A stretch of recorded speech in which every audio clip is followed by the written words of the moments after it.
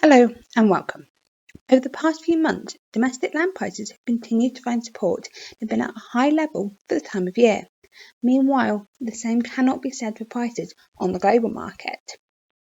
While British prices have been around a fifth higher year on year in recent months, prices in New Zealand and Australia have been between 15 and 20% lower. Although we've seen this type of prices before, they have not been recorded this time of year for a couple of years. The price being recorded is fairly similar to those seen at this time of year pre-2017-18. That time marked a bit of a landmark for the global land market and was where a few things started to happen. UK imports began to decline, China increased its imports, and prices in Australia and New Zealand rose as the global market began to tighten. Up until 3 years ago, typical price gap for UK and prices down under was around £1 to £1.50 per kilogram during the summer.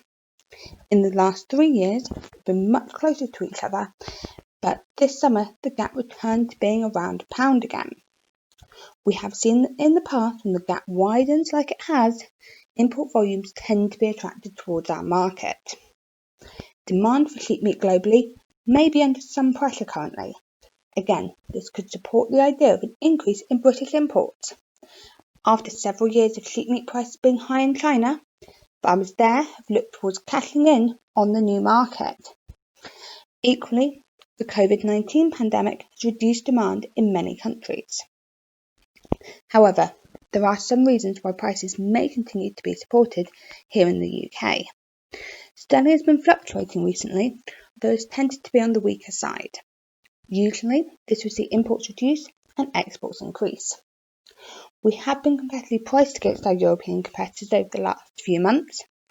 In Ireland, Farmgate prices have actually come under some pressure, and reportedly this is due to the weaker sterling. There's a lot of uncertainty through the combination of Brexit and COVID.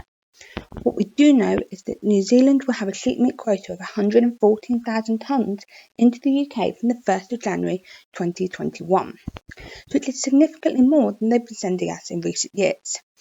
This does mean that New Zealand could have the option of sending us more, as well as giving us the option to import more. This price will likely drive this. That's all we have time for this month. If you have any questions, please leave us a comment below or email a member of the team at redmeat.mi@ahdb.org.uk.